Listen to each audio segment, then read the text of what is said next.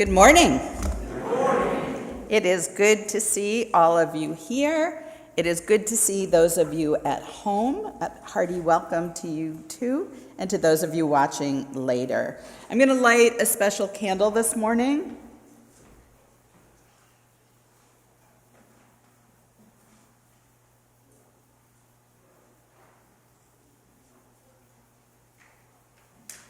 For two reasons. First, I ask you to hold in your hearts the people of Rolling Rock and Silver City, Mississippi, who were devastated by tornadoes, and at least 25 people were killed this weekend.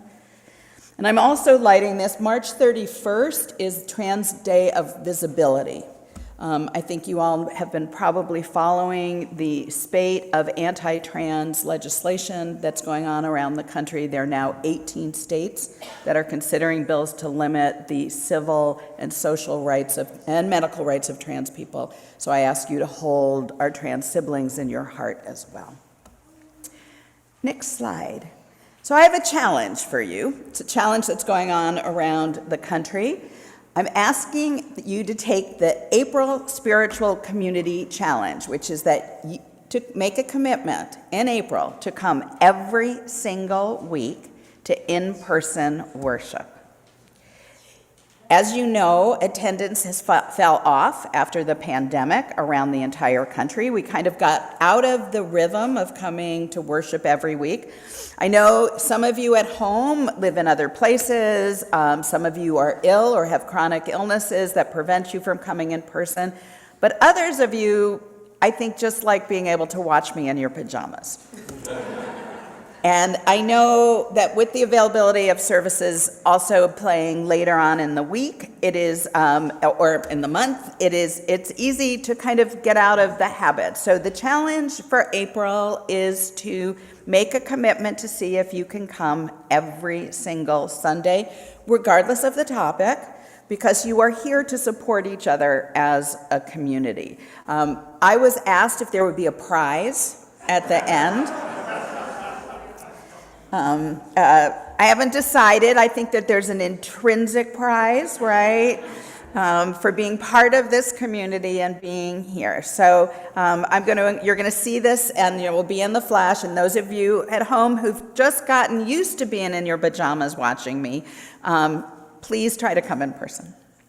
The opening words this morning are from George Odell, and they are in the Great Hymnal. They're called "We Need One Another." We need one another when we are in trouble and are afraid. We need one another when we are in despair and need to be recalled to our best selves again. We need one another when we strive to accomplish some great purpose and realize we can't do it alone. We need one another in our hours of success when we look for someone to share our triumphs with. We need one another in our hours of defeat, when with encouragement we will endure and rise again. We need one another when we come to die and seek gentle hands to prepare us for the journey. All of our lives we are in need, and others are in need of us. Come, let us worship together. And in honor of the fact that spring began this week, and the earth is waking up, please rise in body or spirit and join us in singing hymn number 61, "Lo, the Earth Awakes Again." The words would be on your screen. Winter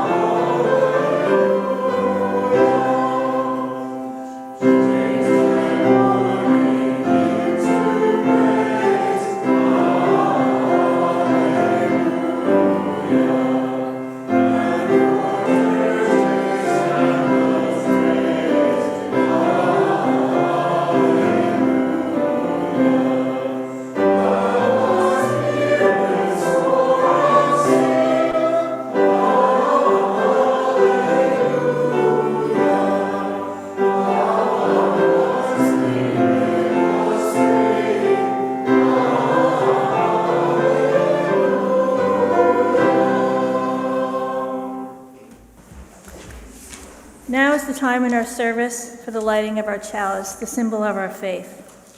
Those watching at home, I encourage you to light your chalices with us. I invite Julia Barish to come up with this for this chalice lighting.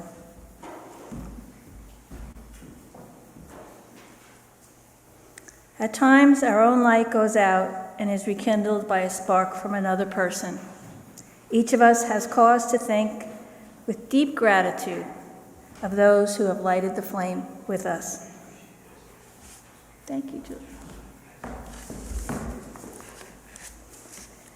Good morning and welcome. My name is Karen Mazzata and my pronouns are she and her. A special welcome to anyone who's joining us today from Abrams Table. It's part of their interfaith project where they're encouraging their members to attend other services of a different faith. So if you're here today, please introduce yourselves to us and we'd personally like to welcome you. And now a few announcements. The monthly Labyrinth Walk will be held tomorrow, Monday, March 27th at 7:30 p.m. here. The Labyrinth is a walking meditation. We also have finger labyrinths if you prefer a seated one. Joanne Polichetti is facilitating that. Please contact her with any questions. For UUFH members, please join us for new government information sessions planned for this week.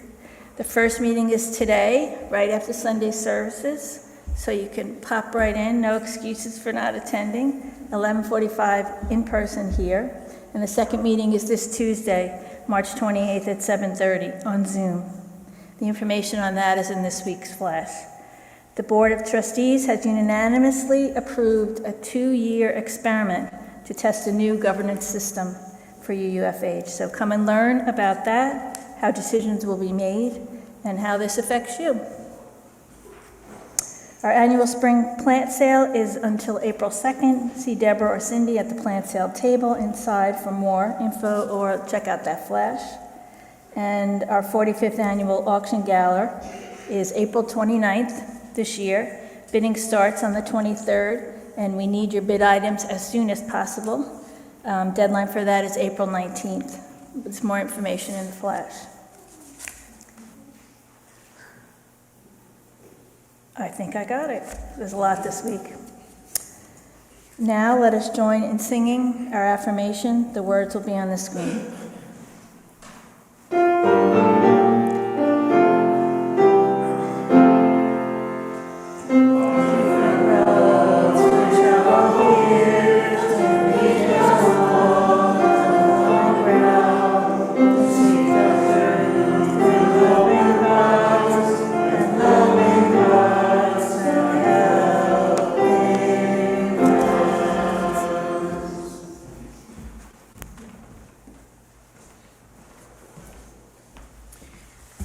This is the time in our service where we invite you to light a candle for a joy or concern in your heart. This week, we're going to go back to having 3 candle tables, so there'll be 1 in the back and 2 up front. Rainey Donlin, are you here? Okay. Cindy, can you join us at the candle boat? There are pieces of paper and pencils here if you have a joy or concern, or if you've written in advance, if you would give it to Cindy when you come forward. You may join us now by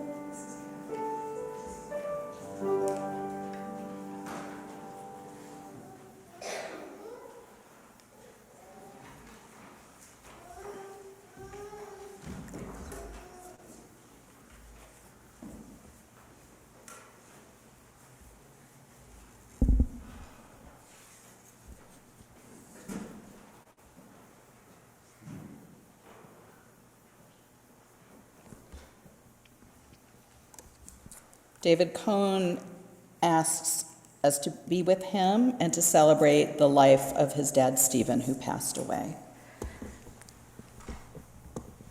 And let me hold up the 3 women who we are celebrating in memorial services this week and last week. Would you please join me in a few moments of prayer, contemplation, and meditation?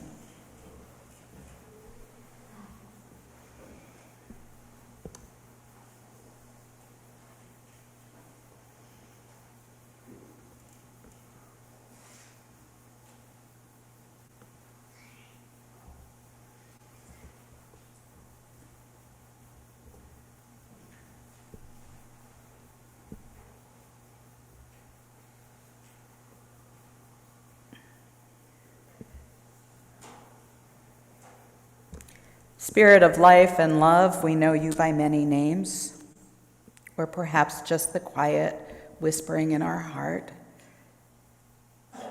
We know among us are people who are mourning,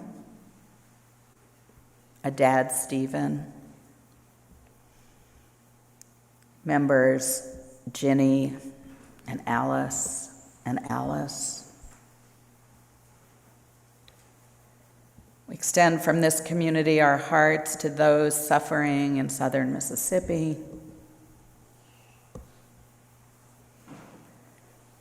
to victims of police violence, to those suffering from illnesses, financial difficulties, relationship issues. Some days are so hard. And yet, as we sang, lo, the earth returns again. And just like the earth returns, we know that there are also days where we will truly be reborn, where when we see the crocus or the daffodils, the forsythia, we know that new life is returning. We know there are days to celebrate birthdays and anniversaries and new jobs and new relationships and upcoming travel and just the beauty of the earth and that we have another day. And so we give thanks. We give thanks for this community. We give thanks for another day. We give thanks for being together. Amen, and so may it be.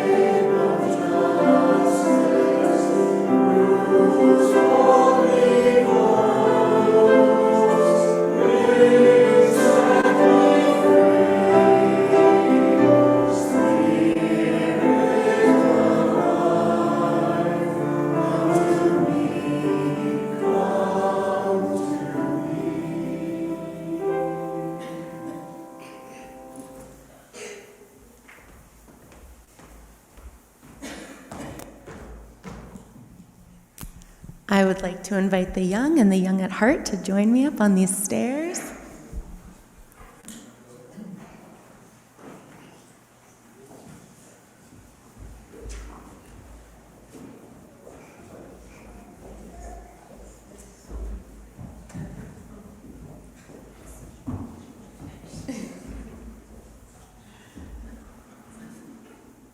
So today we're talking about friendship. So I have a story to share with you. Once upon a time, there were 4 friends: a deer, a rat, a crow, and a turtle. And those 4 friends liked to hang out every single day at Turtle's Pond. But one day, Deer did not come. And so Turtle said, Crow, can you fly and see where Deer might be? And so Crow flew and found Deer stuck in a hunter's trap. And so Crow came back and said, oh no, Deer's lost. We'll never see Deer again. And Turtle said, there must be something we can do. Deer's our friend. So Crow, why don't you take Rat and fly Rat over to Deer, and Rat can free Deer from the ropes. And so Crow and Rat flew over, and Rat chewed on the ropes. And just as Deer was about to break free, Turtle arrived, because Turtle's a little slower and Turtle can't fly. It's on.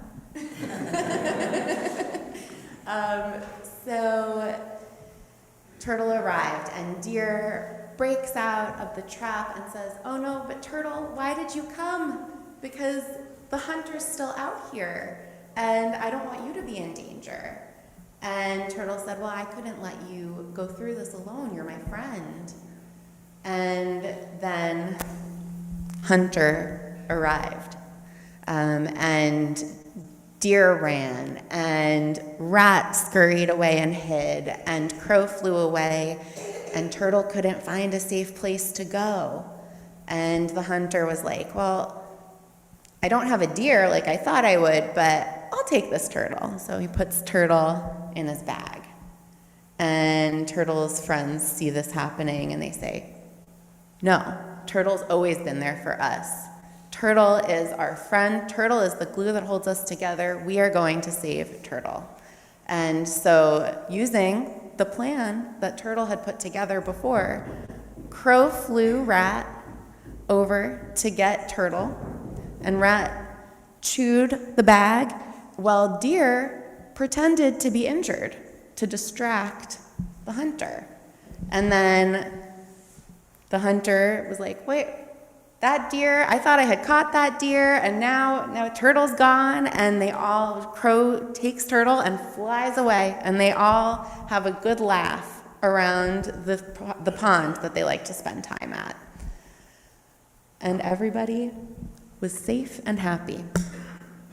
So what lesson or lessons about friendship do you take from that story, Millie? Well, it's always good to be there for your friends when they're hurt or they need you. Definitely. Be there for your friends. Yes.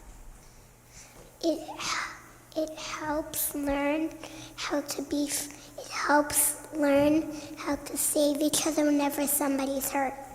Yeah. Work as a team when somebody's hurt to help them. Nina? Teamwork. Teamwork, exactly. Anybody else? Yeah. Can you say that again? No? Can you tell me and then I'll say it? No? That's okay. Robin, anything?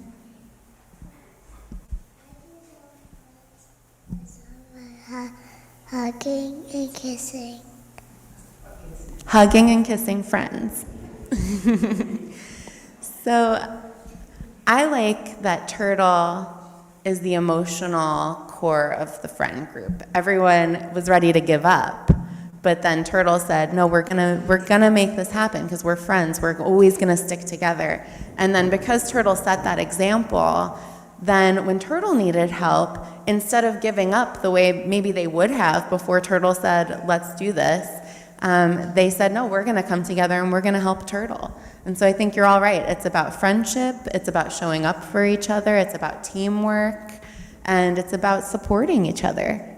So thank you so much for sharing this story with me today and for your insights. And now we're going to go to class. So please join me in singing the children and youth to their classes.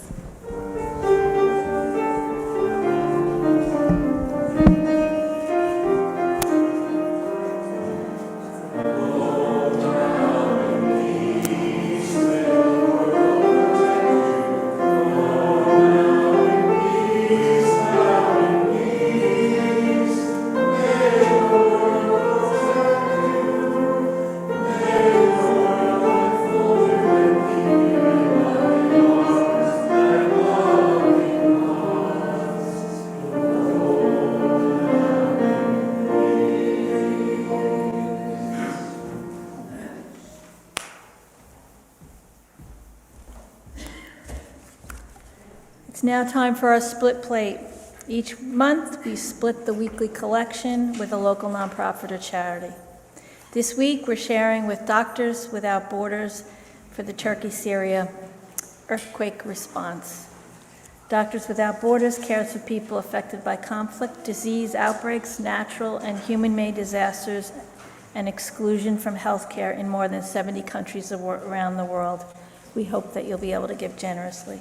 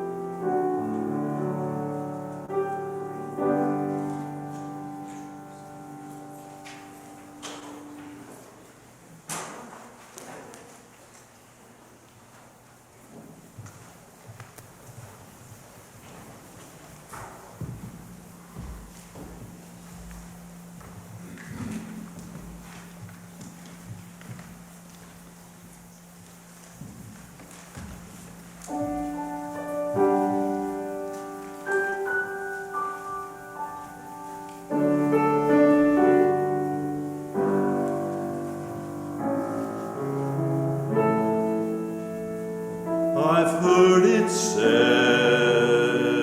that people come into our lives for a reason, bringing something we must learn, and we are led to those who help us most to grow if we let them, and we help them in return.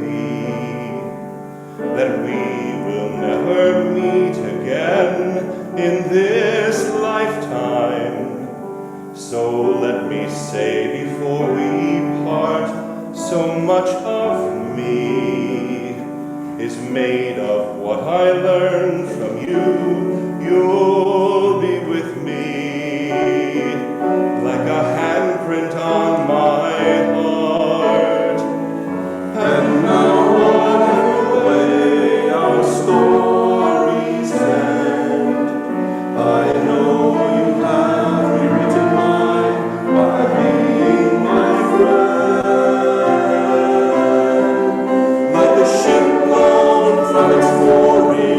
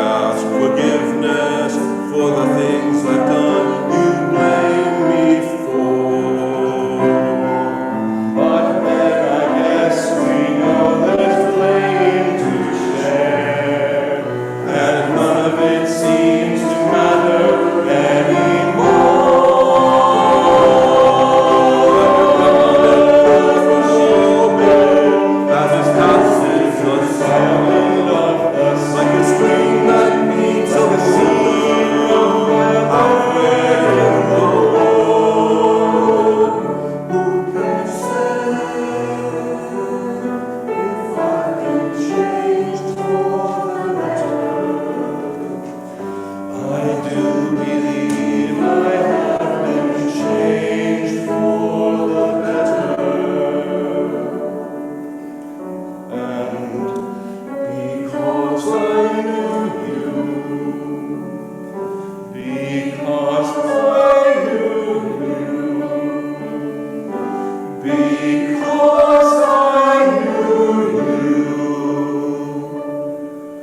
I have been changed.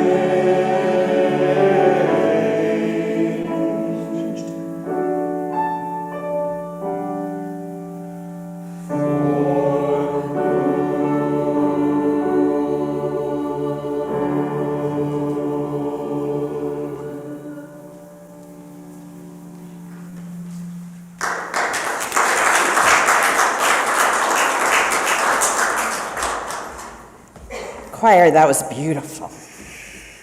And I'm a little teary. Maybe I'm not the only one.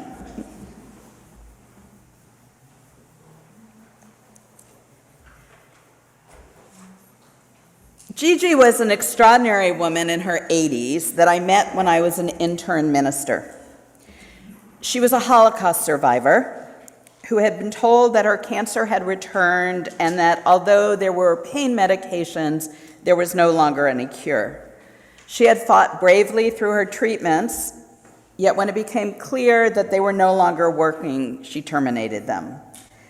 She said to me, "I want to live if I can live well, otherwise I'm ready to die."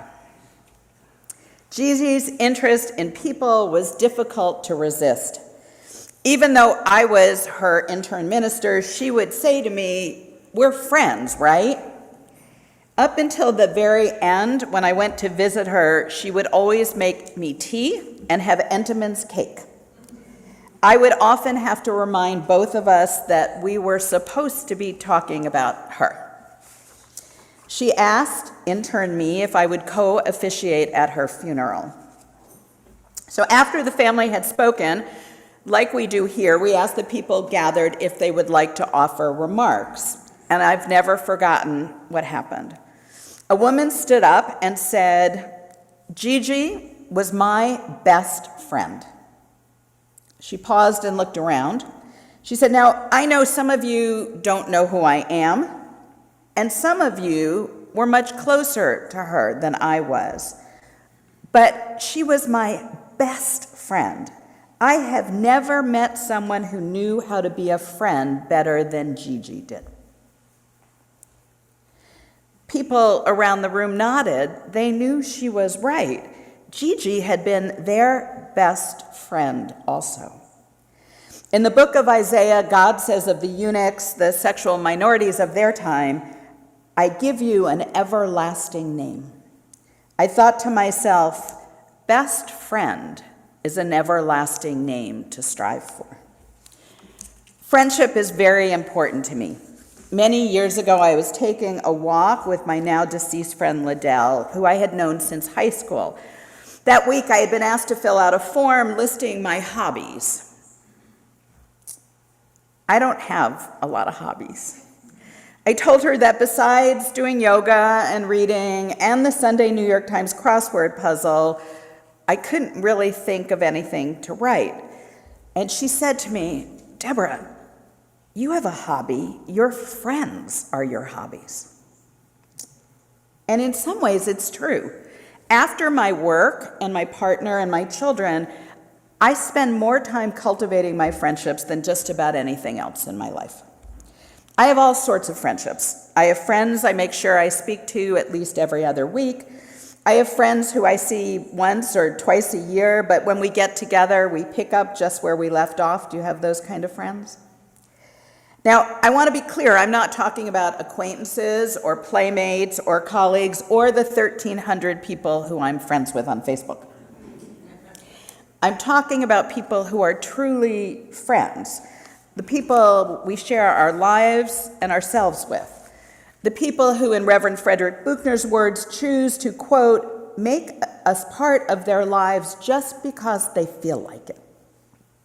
Now, I've heard from some of you that you have made your closest friends, or some of your closest friends, here at the fellowship. How many of you have at least one close friend who you met here? Okay, so that's kind of extraordinary, right? For the visitors who are here, or the newcomers, isn't it remarkable to think that you could have a friend for life sitting in this room?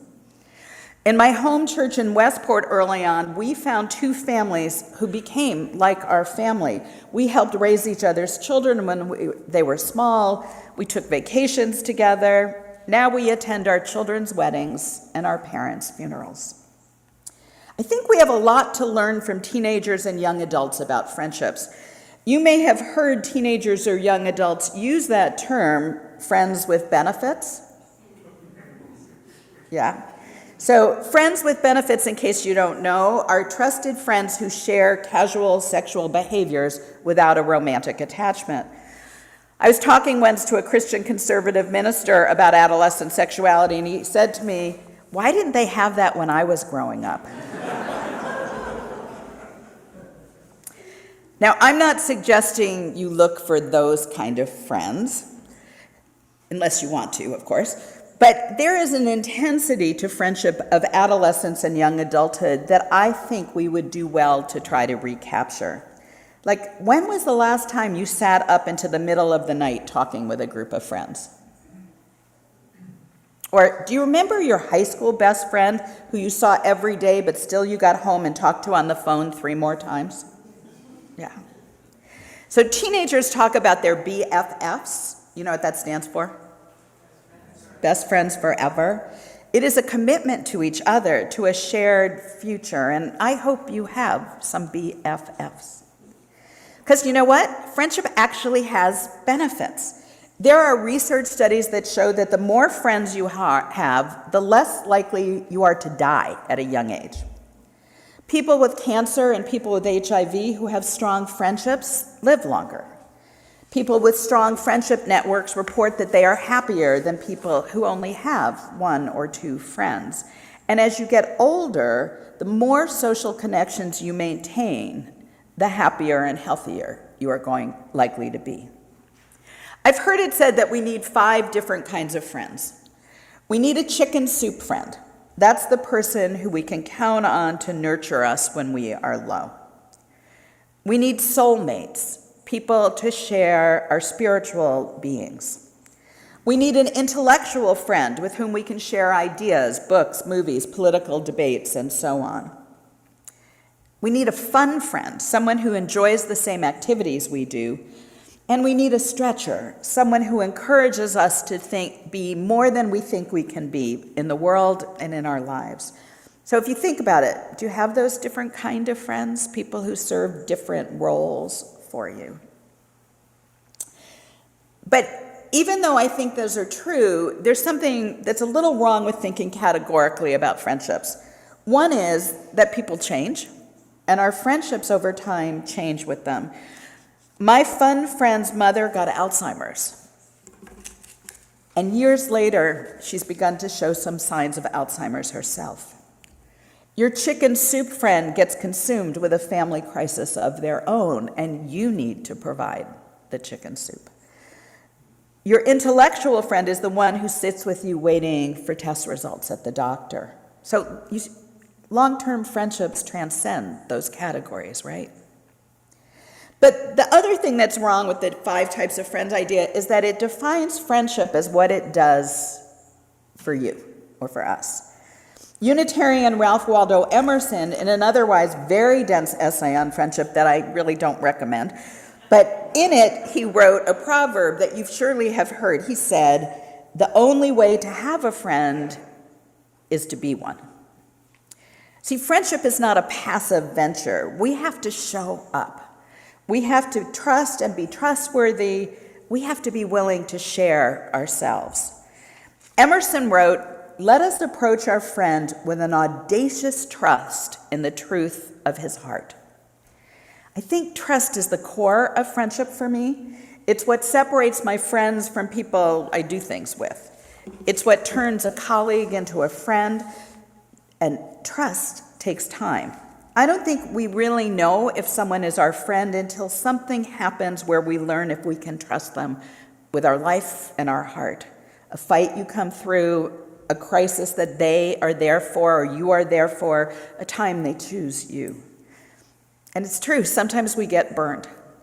I think I've had my heart broken by friendships as often as I had it broken by romantic partners.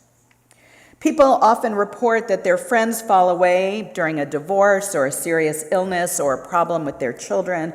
People will say to me, I don't know what to say to him or her after she was diagnosed with cancer, after her husband left him, after their child got involved in drugs.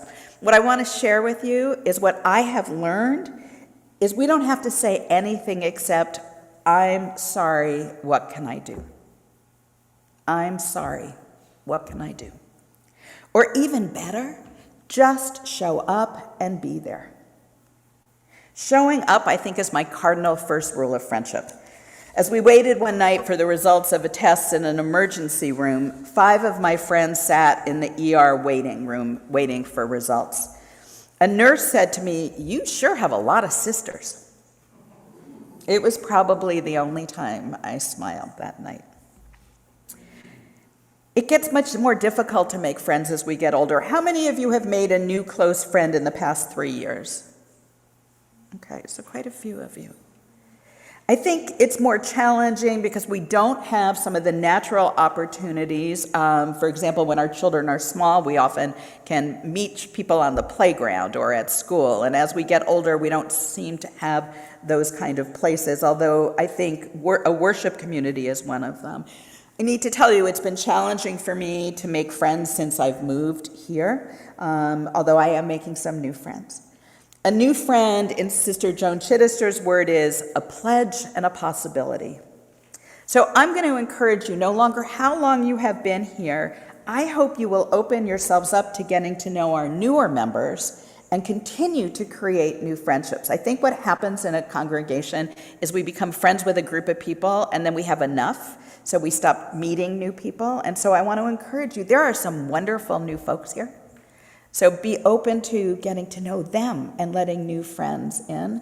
And I think it's particularly important, at least for me and other people of a certain age, is to have intergenerational friends. A woman who has been an incredible mentor to me, Debra Sisleki, who's now over 100, said that when you get older, if you're over the age of 50 or 60, make sure you have friends 20 years younger. You need someone who can drive you at night.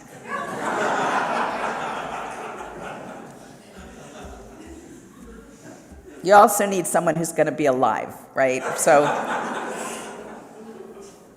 I understand what Emerson meant when he said, a new person to me is a great event. But it's a risk, right? It's a risk to trust. It's a risk to open your heart. It's a risk to being heard again.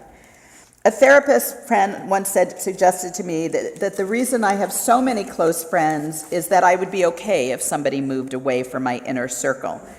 But one of my closest friends says it's so I don't overwhelm anyone too much. See, I've been told I'm a demanding friend. I give a lot to my friendships, time and attention, support and care. We look to our friends for appreciation, for warmth, for affection, for presence, for empathy, for wisdom, for nurturance, for truth-telling, for unconditional acceptance, for trust and loyalty. It's a really big list. And I hope that I bring those qualities to my closest friends most of the time. Loving each other, really letting someone know us, is a radical and scary act. Friendship, my friends, is sacred. You've heard that term, we were just friends, to mean we were only friends, to explain a friendship that is not an important romantic relationship. I'm going to challenge you, though, when you hear that term, just friends, to think differently. If we understand that just comes from justice, right relations, just friends love and nurture each other. Just friends listen to each other, sit with each other, appreciate each other, offer each other unconditional love and regard. Just friends, those are the people who show up. Just friends tell you the truth when no one else will, but always with kindness and compassion. So my friends, may you be blessed with just friends. may you find a new friend. May you be motivated today to pick up the phone, not a text, not an email, like an honest-to-God phone call, and call one of those good friends you haven't spoken to a while. Tell them you love them and you miss them. May you be blessed with just friends. May you find new friends. May your friends change you for the good. May best friend be one of your everlasting names. Amen. So may it be.